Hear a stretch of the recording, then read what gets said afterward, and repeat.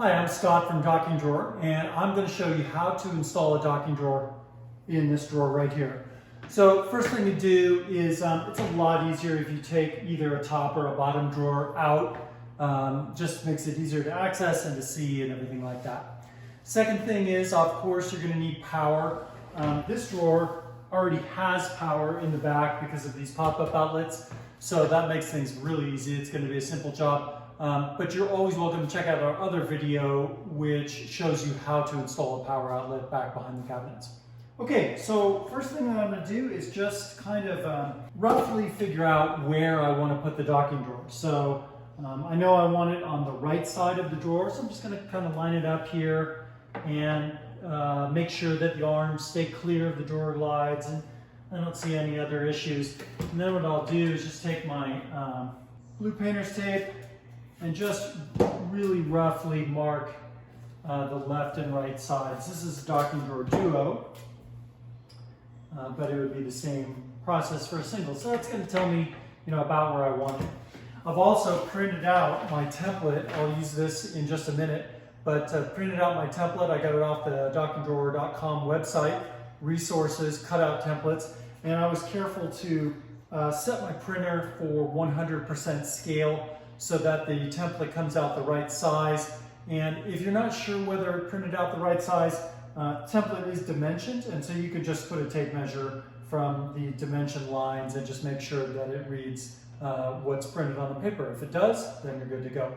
All right, so next step then is to cut out the back of the drawer box.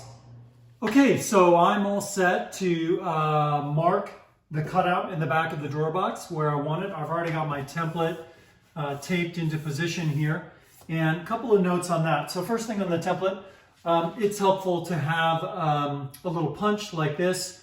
A nail set will work, even a nail will work.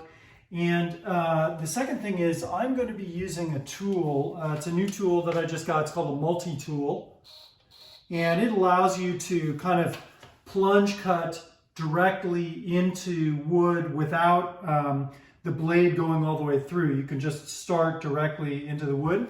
So our template is set up so that you can either use something like this, or you can drill 4 holes and use a jigsaw. This time I'm going to use the multi-tool. So instead of marking the center of the hole that I want to drill, I'm going to mark the edge of the cutout. And then I'm going to draw lines and use the multi-tool to make my hole. So I'm going to just go to the corner, all 4 corners of the cutout template here.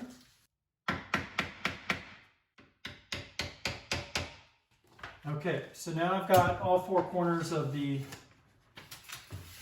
rectangular cutout marked. I grab my Sharpie and my ruler, and I'm going to mark this.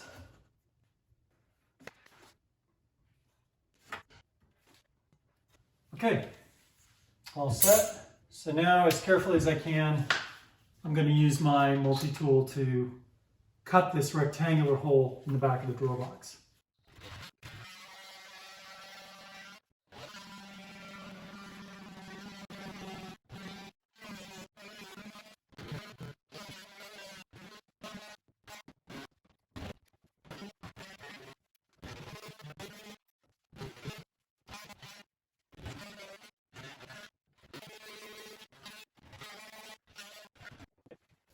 All right, so I've got my rectangular cutout. I'm just going to grab my docking drawer and just do a quick fit check before I bring it up and install it.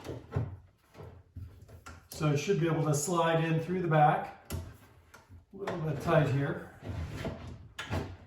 but that looks like it's going to work. Yep, there we go. Okay, so that's going to work. So I'm good here. Now I'm going to bring it upstairs. I'll fit it in the drawer and rig the arms and then plug it in and we're good to go. Okay, so the drawer is back in place, and I decided to take the bottom drawer out to give myself a bit more room and access for the rear bracket. But I've got everything set up. And so what I'm going to do is just grab my mounting screws. So I'm going to take the 4 washer head screws that are used for the rear bracket. That's these guys with the kind of big round washer head screw. And then I'm just going to get under here. First I'm going to grab my Sharpie and kind of position where I want the rear bracket both so that it's parallel with the top arm, and also left and right so that the arms center behind the drawer box. To make sure that this bottom arm is parallel with the bottom of the drawer box or the top of the cabinet, and that it's parallel with this top arm as well.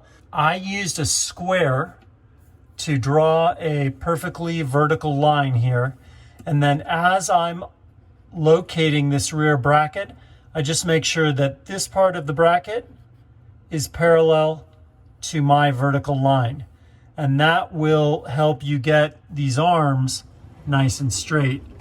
The problem is that if they're not straight, they will often bind up and cause problems with the drawer glide, soft close glide, not pulling the drawer all the way back.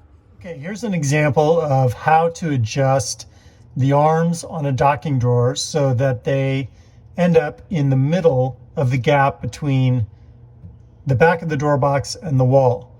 So these screw holes here, the mounting screw holes, are slotted, and if you push or pull according to the slots, that's going to center the arms.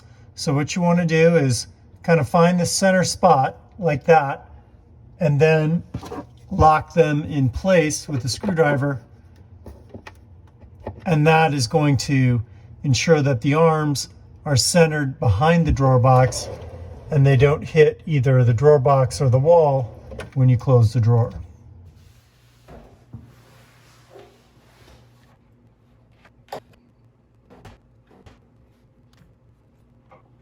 Okay, so there's my mark.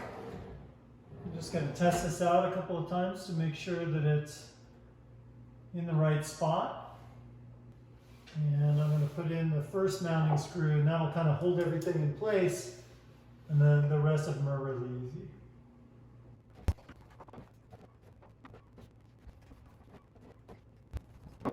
Okay, so that's it for the rear bracket. Then I just have 4 more of the small bevel head screws to fix the box to the back of the drawer box. Cover plate on, clean up, and that's it. Thank you very much for watching.